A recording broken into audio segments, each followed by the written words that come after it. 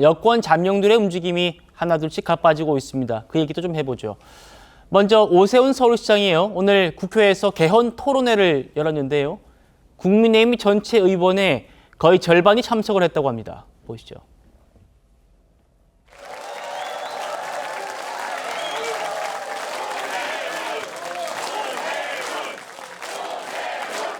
지방선거권 개헌!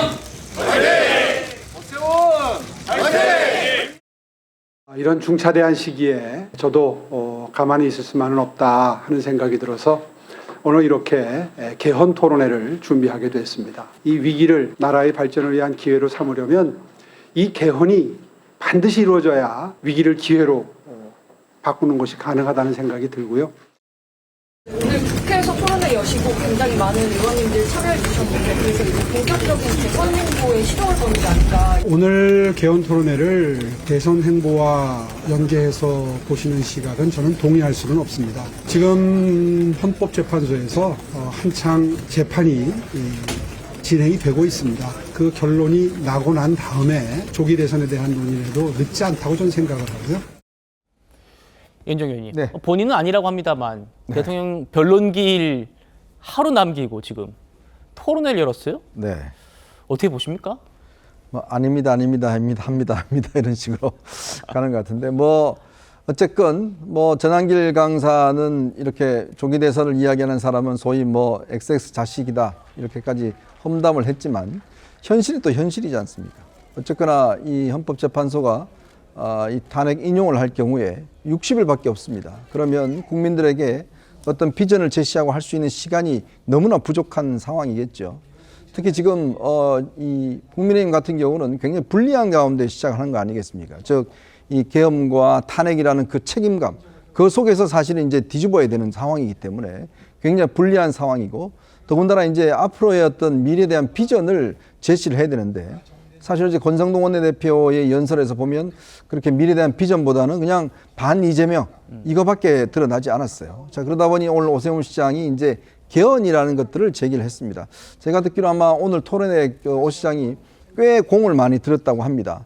그리고 의원들이 꽤 많이 모였어요. 예. 그건 뭐냐면 지금 이제 국민의힘 의원들도 내심에서는 과연 그러면 앞으로 이 할 경우에 어디로 가야 될 건지 리더를 누구로 할 것인지 물론 대통령의 면회는 가지만 그러나 이제 그것이 흘러가는 물이라고 그러면 새로운 물은 또 누구에게 갈 것인지 그리고 또 오늘 많이 온 이유도 개헌에 대한 공감대가 꽤 있는 것 같습니다. 즉 우리가 새로운 어떤 이 체제를 만들어낸다 그러면 그냥 이어지는 것이 아니라 지금까지 벌여왔던 이 많은 문제점들 즉 대통령이 되면 왜 탄핵이 되고 구속이 되고 극단적 선택을 하고 이런 것이 물론 개인의 문제도 있겠지만 이 제도가 가지고 있는 문제점도 있지 않겠는가라는 공감대는 충분히 있는 것이거든요.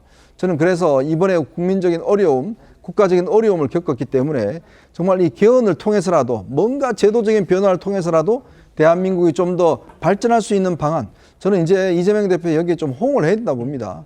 왜냐하면 지금 개헌이라는 게 단지 정략적으로만 보지 말고 진짜 앞으로의 우리가 어떤 대한민국을 업그레이드하기 위해서는 저는 개헌이나 제도 개헌은 저는 반드시 필요하고 이거는 또 각 후보들에게도 다 유리하게 작용할 것이다.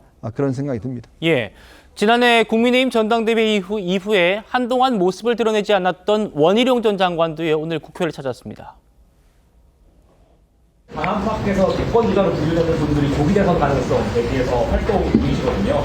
기사님의 오늘 회견도 좀 이런 행보로 해석을 해도 무방할까요? 내일 헌법재판소가 예정한 변론 기일이 끝날 수도 있는 그런 시급성 때문에 오늘 나왔습니다. 지금은 공정한 헌법 재판이 되도록 모든 힘을 기울이는 게 가장 시급하고도 중요한 과제라고 생각합니다. 대통령의 복귀가 이루어지는 것이 가장 우선이라고 생각합니다.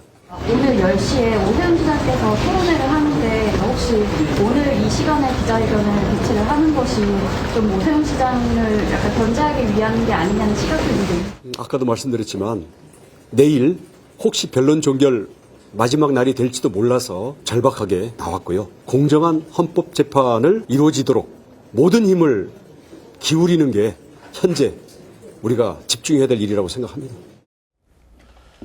원희룡 전 장관도 오랜만에 모습을 드러냈고요. 또 김문수 장관, 김 장관은 자기 직에서 충실한 모습입니다.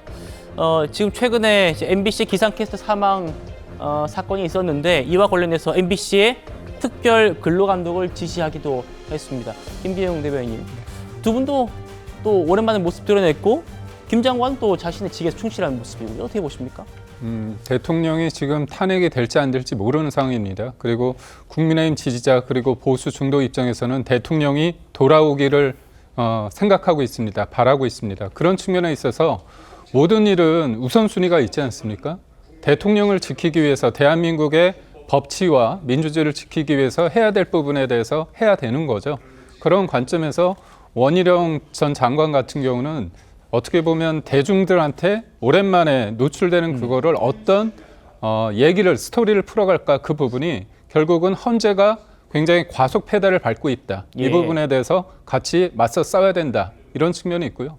김문수 장관 입장에서도 지금의 상황, 윤석열 정부의 국무위원 아닙니까? 장관 아닙니까? 그렇다면 여기에서 문제가 있다면 이 문제를 풀어가는 과정 속에서 내가 윤석열 정부의 장관이다. 이런 것들을 간접적으로 보여주는 게 아닌가 싶습니다. 알겠습니다.